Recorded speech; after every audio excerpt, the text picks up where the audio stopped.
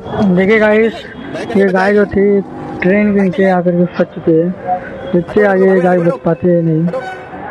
आगे वीडियो देखना, इंशाल्लाह जरूर ये गाय बच जाएगी। देख लीजिए पूरा वीडियो देखना अच्छे से।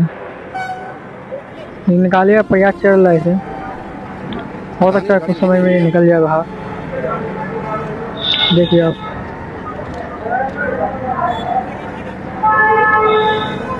काफी प्रयास करने के बाद गाय की जान को बचाया गया।